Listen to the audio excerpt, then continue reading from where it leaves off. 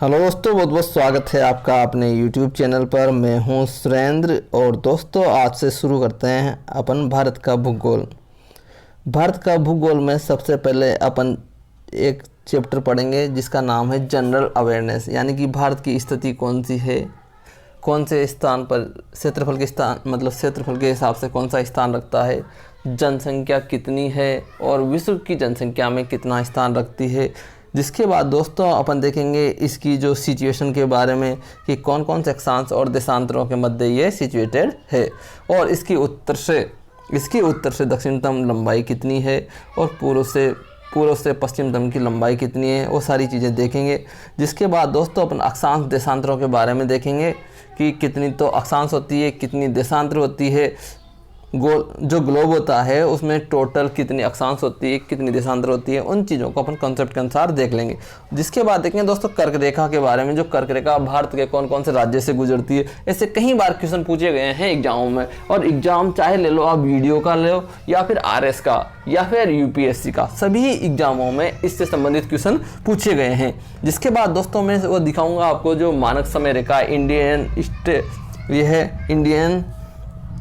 यहाँ पे बता देता हूँ मैं आपको, इंडियन स्टैंडर्ड टाइमलाइन और एक GMT होती है, GMT 0 डिग्री होती है दोस्तों। इंडियन स्टैंडर्ड टाइमलाइन है 82.5 डिग्री पूरी देशांतर रेखा। तो वो कहाँ कहाँ से गुजरती है, कौन कौन से राज्य से होकर ये गुजरती है, ये जब चैप्टर पढ़ोगे आप अच्छे से, मैं अभी पढ़ाऊँगा, फिर उसके बाद आप सभी क्वेश्चनों के जवाब आसानी से दे सकते हो। ग्रेटर सर्कल किसे कहते हैं, और फिर देखेंगे दोस्तों उत्तर में कौन सा गांव है, दक्षिणतम गांव कौन सा है, और पूर्वी गांव कौन सा है, पश्चिमी गांव कौन सा है, और भारत के जो पड़ोसी राज्य है उनके बारे में देखेंगे। सबसे ज़्यादा कौन से पड़ोसी राज्य से भारत सीमा टच करता है, वो चीज़ भी अपन आज इस लेक्चर में देख लेंगे। फिर देख लेंगे दोस्तों कि कौन कौन से राज्य हैं जो 3 देशों से सीमा बनाते हैं, और फिर ये भारत का नक्शा। यहाँ पर सारी चीज़ें आपको अच्छे से कॉन्सेप्ट के अनुसार मैं आप लोगों को बताऊंगा। सबसे पहले चलते हैं दोस्तों अपन क्षेत्रफल वाले में, ठीक है। तो देखते हैं कि अगर आपसे क्वेश्चन पूछ लिया जाए है कि विश्व में सबसे अधिक क्षेत्रफल कौन से देश का है, तो दोस्तों आप बिना हिचक के बता सकते हो रशिया का। दूसरे नंबर पर कौन आता है, दूसरे नंबर पर आता है कनाडा, ठीक है। पहले नंबर पर रशिया हो गया, दूसरे नंबर पर कनाडा हो गया, और तीसरे नंबर पर आता है दोस्तों USA, जो कि कनाडा के नीचे है। जो यहाँ पर नक्शा दिया हुआ है इसमें बता दूं मैं आपको, ये मैंने मेरे हाथ से बनाया है दोस्तों नक्शा। तो यहाँ पर जो सबसे पहले तो ये है रशिया, जो चाइना के ऊपर है, तो सबसे अधिक क्षेत्रफल वाला देश है 1 नंबर पर। दूसरे नंबर पर है दोस्तों कनाडा। USA जो उत्तरी अमेरिका है उसमें ऊपर वाला देश है, वह है कनाडा। क्या नाम है, कनाडा। ये क्षेत्रफल की दृष्टि से दूसरे नंबर पर आता है। जिसके बाद तीसरे नंबर पर जस्ट उसके नीचे देश है, उसका नाम है USA, यानी कि उत्तरी अमेरिका। इसको अमेरिका ही कहते हैं, यूनाइटेड स्टेट ऑफ अमेरिका के नाम से जाना जाता है। बात करते हैं अब तीसरे नंबर पर दोस्तों। तो तीसरे नंबर पर USA आ गया। चौथे नंबर पर आ जाता है चाइना ये यहाँ पर आ जाता है US। जो रशिया है उसके नीचे वह चाइना स्थित है, ठीक है। अब यहाँ पर बात करें अपन 5वें नंबर पर, तो दोस्तों ये याद रखना है 5वें नंबर पर है ब्राज़ील, 6वें नंबर पर है ऑस्ट्रेलिया, और 7वें नंबर पर अपना प्यारा भारत। भारत कौन से स्थान पर आता है, 7वें नंबर पर। अगर आपसे क्वेश्चन पूछा जाए कि क्षेत्रफल की दृष्टि से भारत का कौन सा स्थान है, तो 7वां स्थान है। तो बिना किसी हिचकिचाहट के आप जवाब दे सकते हो। और दोस्तों इसको याद करने के लिए बहुत सारी ट्रिकें भी है, आपने किताबों में भी पढ़ी होगी, पर यहाँ पर एक छोटी सी आकृति बना रखी है, उस हिसाब से भी आप देख सकते हो। ये आकृति है इस प्रकार, रशिया से चलेंगे कनाडा से होते हुए नीचे रशिया, और कनाडा से होते हुए USA से वापस अपन चलेंगे चाइना, ठीक है। इस प्रकार जिगजैग आकृति बन जाएगी। फिर चाइना से नीचे ब्राज़ील, यानी दक्षिण अमेरिका में सिचुएटेड है ब्राज़ील। फिर 6वें नंबर पर ऑस्ट्रेलिया आ जाएगा, और फिर अपना प्यारा भारत जो इधर है, यहाँ पर स्थित है चाइना के नीचे अपना भारत। तो दोस्तों ये तो हो गए 7 देश, पर अगर आपसे 8वें नंबर का देश पूछ लिया जाए, अभी तक ये मैंने बताया ना, इनमें से सब क्वेश्चन पूछे गए हैं। पहले नंबर पर कौन सा आता है, भारत का कौन सा स्थान है, ये क्वेश्चन तो पूछे गए हैं, और अपन को भी पता है कि भारत का स्थान है 7वां। पर भारत के बाद जो सबसे बड़ा देश है वो कौन सा है, तो दोस्तों यहाँ पर मैं बता दूं आपको, अर्जेंटीना। लियोन मेसी का नाम सुना, फुटबॉल खेलता है जो, मेसी अर्जेंटीना के रहने वाले हैं। ब्यूनस ब्यूनस आयर्स इसकी राजधानी, अर्जेंटीना नाम ध्यान रखना, 8वें नंबर पर है क्षेत्रफल की दृष्टि से। तो दोस्तों यहाँ से मुझे लगता है अब कोई भी आपके मन में संशय नहीं होगा, अब आसानी से आप इन सवालों का जवाब दे सकते हो। क्षेत्रफल से संबंधित अगर कोई भी क्वेश्चन पूछा जाता है तो आप आसानी से जवाब दे सकते हो। नीचे नक्शे के आधार पर भी मैंने आप लोगों को अच्छे से समझा रखा है। पहले नंबर पर रशिया है, दूसरे नंबर पर कनाडा, तीसरे नंबर पर यूएसए, चौथे नंबर पर चाइना आ गया, ठीक है। 5वें नंबर पर ब्राज़ील आ गया, 6वें नंबर पर ये आपका ऑस्ट्रेलिया आ गया, और 7वें नंबर पर अपना प्यारा इंडिया, और 8वें नंबर पर ये आ गया अर्जेंटीना। 5वें नंबर पर ये ब्राज़ील है ही सही अर्जेंटीना की साइड में, ठीक है। तो यहाँ अब चलते हैं अपन आगे। दोस्तों यहाँ पर अपन देखेंगे भारत की स्थिति अक्षांश और देशांतर के आधार पर, ठीक है। अक्षांश और देशांतर के आधार पर, तो इससे पहले मैं आप लोगों को बता देता हूँ ये ग्लोब बना के, ठीक है। ये ग्लोब हो गया। यहाँ से 0 डिग्री जो अक्षांश रेखा है उसको कहते हैं विषुवत रेखा। क्या कहते हैं? विषुवत रेखा, ये ध्यान रखना है। इसको भूमध्य रेखा भी कहते हैं। विषुवत रेखा को भूमध्य रेखा भी कहा जाता है, पर भूमध्य सागर दूसरा है दोस्तों। जब मैं आपको ऑफलाइन पढ़ाऊंगा तो सारे कॉन्सेप्ट अच्छे से बताऊंगा, पर यहाँ पर समय कम होने की वजह से मैं आपको कुछ बेसिक कॉन्सेप्ट ही दे पाऊंगा, ठीक है। तो विषुवत रेखा है जो 0 डिग्री अक्षांश है। कौन सी है? 0 डिग्री अक्षांश, ठीक है। विषुवत रेखा कौन सी है? 0 डिग्री अक्षांश। अब यहाँ पर इसको 0 डिग्री देशांतर देख लेते हैं। इसको दोस्तों ग्रेट मेरिडियन टाइमलाइन भी बोलते हैं, GMT के नाम से भी इसे जाना जा सकता है। 0 डिग्री देशांतर। दोस्तों अब पृथ्वी का जो प्रारूप है वह ग्लोब है, और ग्लोब को 4 भागों में बांट दिया है अपन ने। ऊपर जानते हैं नॉर्थ होता है, नीचे होता है साउथ। ऊपर कौन सा होता है? नॉर्थ, नीचे साउथ, यानी कि ऊपर तो उत्तर होगा और नीचे होगा दक्षिण, ठीक है। इसके बाद में बताता हूँ आपको, इधर होती है पश्चिम को कहते हैं दोस्तों वेस्ट, और इधर हो गया ईस्ट, ठीक है। तो अपन अगर आपसे पूछा जाए कि भारत कौन से गोलार्ध में स्थित है, तो गोलार्ध में पूछा जाए तो अपना उत्तरी गोलार्ध पर स्थित है ये चीज़, क्योंकि भारत यहाँ पर स्थित है। देखो दूसरे कलर से बताता हूँ मैं आपको, ये लो इस कलर से, भारत यहाँ पर स्थित है। ये कलर, भारत यहाँ पर स्थित है, तो ये ऊपर का उत्तरी गोलार्ध हो गया। यहाँ से ऊपर वाला ये गोलार्ध कौन सा हो गया? ये उत्तरी गोलार्ध हो गया, ठीक है। और अगर इसको मतलब देशांतरी आधार पर बांटा जाए, इसको ऊपरी आधार पर, मैं बता देता हूँ, दूसरा कलर ले यहाँ से, इस प्रकार से बांटा जाए तो यहाँ पर भारत कौन से गोलार्ध पर स्थित है? मतलब ये पूर्वी इधर से जो देशांतर गुजरेगी वो पूर्वी देशांतर कहलाएगी। तो पूर्वी यहाँ पर स्थित है, तो पूर्वी गोलार्ध पर स्थित है। तो इसको अगर एक ही शब्द में, मतलब एक लाइन में बताया जाए, भारत उत्तरी पूर्वी गोलार्ध में स्थित है। ये उत्तर पूर्वी गोलार्ध है, ठीक है। उत्तर पूर्वी गोलार्ध में स्थित है। ये आप आपकी जो नोटबुक है उसमें लिख भी सकते हो, उत्तरी पूर्वी गोलार्ध में स्थित है। अब यहाँ पर देख लेते हैं दोस्तों पूरी सिचुएशन कि कौन सी देशांतर और कौन से अक्षांश के मध्य स्थित है भारत। तो सबसे पहले दोस्तों मैं आपको बता देता हूँ, जो इस प्रकार की रेखाएं होती है उन्हें बोलते हैं अक्षांश रेखाएं। कि आप बोलते हैं अक्षांश रेखा है।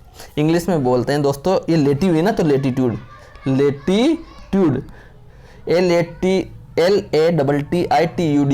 लेटीट्यूड, क्यों लेटी हुई है, ये ऐसे प्रकार से भी ध्यान रख सकते हो। और जो उभी रेखाएं होती है उनको बोलते हैं लॉन्गिट्यूड, क्योंकि लंबी लंबी है। और हिंदी में बोलते हैं इनको देशांतर रेखाएं। जो रेड कलर की लाइनें हैं वह है देशांतर, और जो ब्लू कलर की है वह है अक्षांश रेखाएं, ठीक है।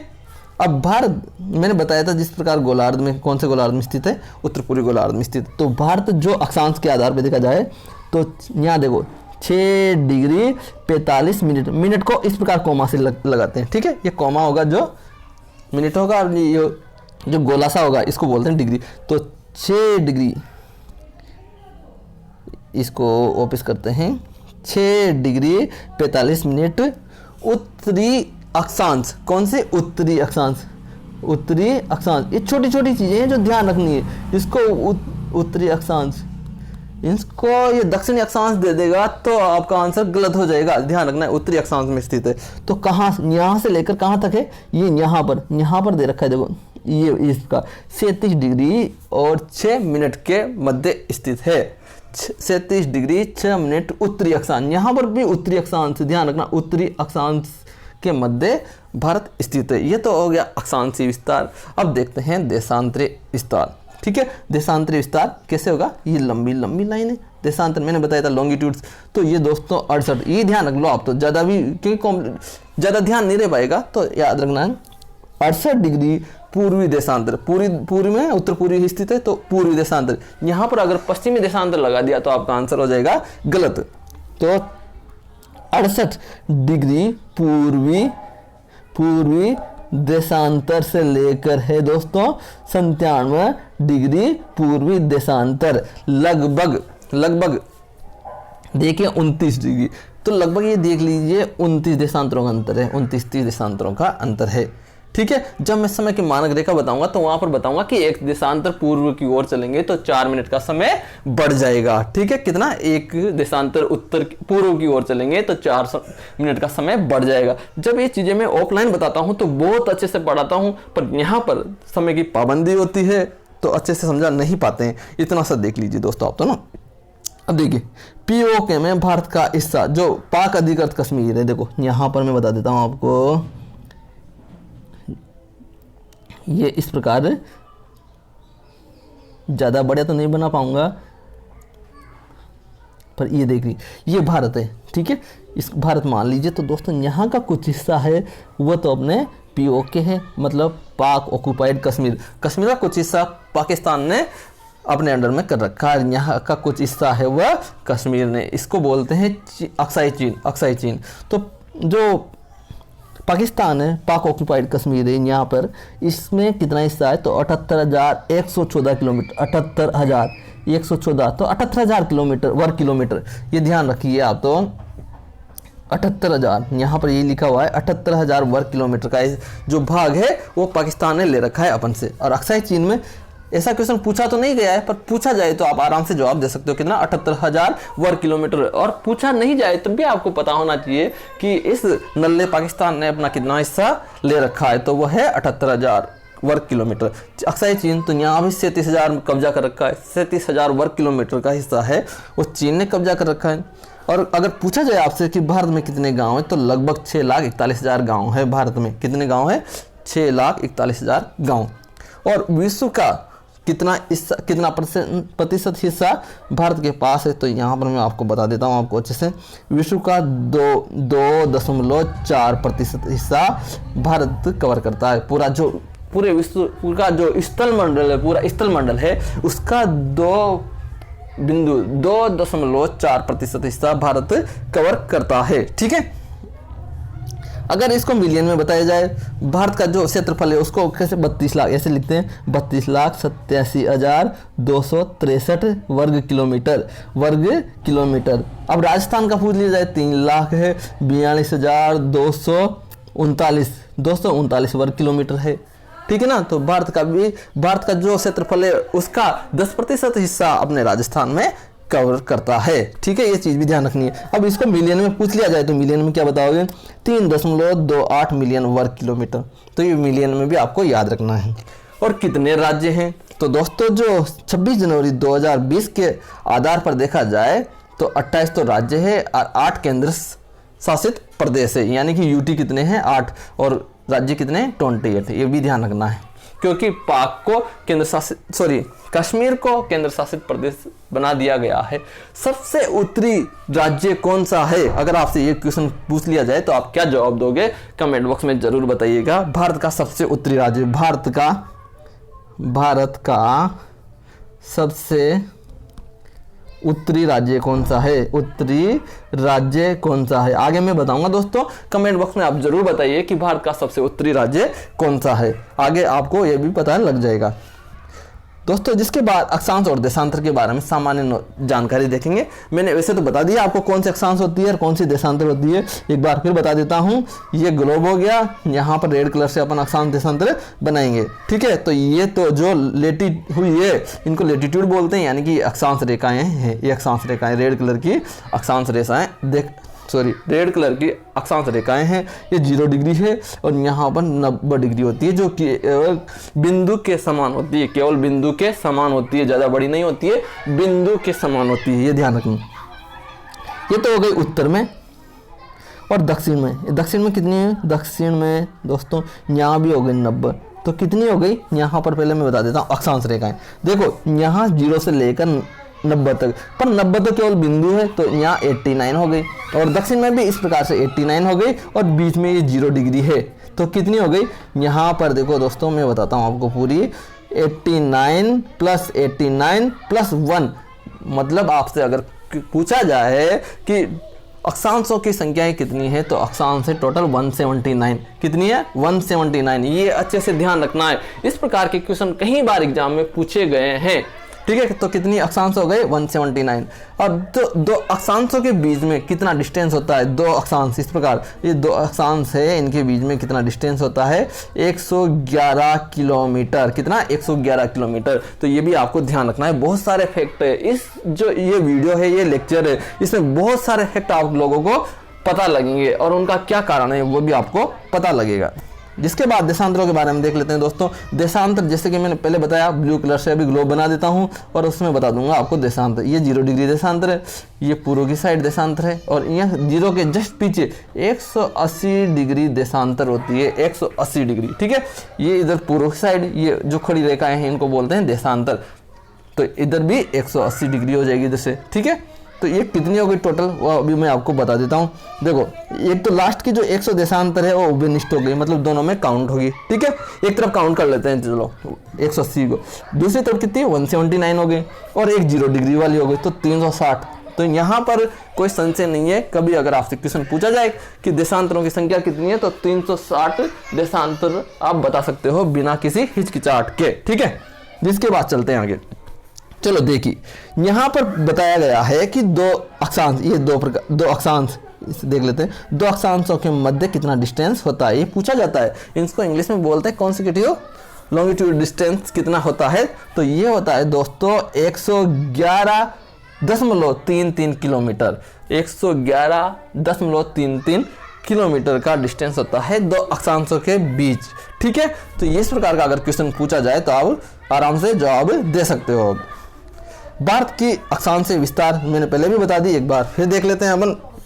जो दक्षिणतम है वह है 6.6 डिग्री और 45 मिनट, जबकि मुख्य भूमि दोस्तों ये अंडमान निकोबार, जो इस प्रकार से भारत हो गया, तो इधर अंडमान निकोबार द्वीप समूह है। यहाँ पर है 6.45 मिनट। ठीक है, ये ध्यान रखना। पर अगर यहाँ से बात की जाए तो ये होती है 8 डिग्री 4 मिनट। 8 डिग्री 4 मिनट यहाँ पर मुख्य भूमि से है। तो ये चीज़ भी आपको अच्छे से क्लियर हो गई होगी। और जो उत्तरी अक्षांश है वह है दोस्तों 37 डिग्री 6 मिनट। उत्तरी अक्षांश कितनी है? 37 डिग्री और 6 मिनट। जिसके बाद दोस्तों अपन इसमें देखते हैं भारत कौन से कटिबंध में स्थित है। वैसे तो मैंने बता दिया उत्तर पूर्वी जो गोलार्ध है उसमें स्थित है, पर अगर कटिबंध पूछा जाए तो कैसे? दोस्तों पूरी पृथ्वी को तीन कटिबंधों में बांटा गया है। ये 0 डिग्री, मैं यहाँ पर आपको रेड कलर से बता देता हूँ। ये 0 डिग्री हो गया, इसको विषुवत रेखा या भूमध्य रेखा बोलेंगे। 0 डिग्री यहाँ से 23.5 डिग्री, 23.5 डिग्री, इसको कर्क रेखा भी बोलते हैं, है ना। इसको क्या बोलेंगे? कर्क रेखा। ठीक है, और इधर 23.5 डिग्री इसको बोलेंगे मकर रेखा। क्या बोलेंगे? मकर रेखा। इधर मकर रेखा हो गई। ठीक है, तो इनके बीच जो गोलार्ध स्थित है उसको कटिबंध स्थित है, इसको बोलते हैं उष्ण कटिबंध। ठीक है, और यहाँ 66.5 डिग्री, तो इसको बोलेंगे 66.5 डिग्री तक, इधर को बोलेगा शीतोष्ण कटिबंध। इसको बोल देते हैं, रेड कलर से कर देते हैं शीतोष्ण कटिबंध। उसी प्रकार इधर भी 66.5 डिग्री तक शीतोष्ण कटिबंध, और फिर बाद का जो कटिबंध बचता है उसको बोलते हैं शीत कटिबंध। क्या बोलते हैं? शीत कटिबंध, जो 66.5 डिग्री से 90 डिग्री तक रहता है। तो ये चीज़ भी आपको समझ में आ गई होगी। तो भारत की स्थिति दोस्तों यहाँ पर पड़ती है। इसको दिखाता हूँ मैं आपको, पीले कलर से दिखाई देगा। कौन सा कलर? ये वाला कलर लेता हूँ मैं। देखो, इस प्रकार भारत यहाँ पर स्थित है। तो आधा उष्ण कटिबंध में, आधा उपोष्ण कटिबंध में आता है, पर हिमालय की उपस्थिति होने की वजह से इसको उष्ण कटिबंध में मान लिया जाता है, पर इसको सामान्यतः उपोष्ण कटिबंध कहा जाता है। उपोष्ण कटिबंध। ठीक है, उपोष्ण ध्यान रखना, उपोष्ण, शीतोष्ण कटिबंध में नहीं मान के उपोष्ण मान लेंगे। तो भारत कहाँ पर स्थित है? उष्ण और उपोष्ण कटिबंध के मध्य स्थित है। दोस्तों यहाँ पर एक जो बिंदु दे रखा है, सिक्किम से गुजरने वाली अक्षांश रेखा राजस्थान से होकर गुजरती है। ये क्वेश्चन कई बार एग्जामों में देखा है मैंने, आरएस जैसे एग्जामों में, कि सिक्किम से गुजरने वाली अक्षांश रेखा किस राज्य से होकर गुजरेगी। तो वहाँ पर 4 ऑप्शन दे देंगे। एक तो दे देंगे एमपी, दूसरा ऑप्शन दे देंगे यूके, तीसरा दे देंगे हिमाचल प्रदेश और चौथा दे देंगे राजस्थान। तो राजस्थान से होकर गुजरती है, जो सिक्किम से गुजरती है वह अक्षांश। ठीक है, अब कर्क रेखा के बारे में, तो दोस्तों कर्क रेखा के बारे में अगले वीडियो में बताऊंगा कि कर्क रेखा कौन से 8 राज्यों से गुजरती है और उसको याद रखने के लिए शॉर्ट ट्रिक क्या है। आशा करते हैं आपको वीडियो पसंद आएगा। वीडियो पसंद आए तो लाइक करना ना भूले, चैनल सब्सक्राइब नहीं किया है तो जल्दी से चैनल सब्सक्राइब कर लीजिए, क्योंकि यहाँ पर इसी प्रकार से पूरा भूगोल पढ़ाया जाएगा, जिसके बाद इतिहास पढ़ाया जाएगा, इसके बाद पॉलिटी पढ़ाई जाएगी और उसके बाद इकोनॉमिक्स। तो सारे सब्जेक्ट दोस्तों मैं पढ़ाऊंगा आपको, और वो भी अच्छे कंसेप्ट के साथ। एक बार फिर से आपका बहुत बहुत आभार, बहुत बहुत धन्यवाद। जय हिंद, जय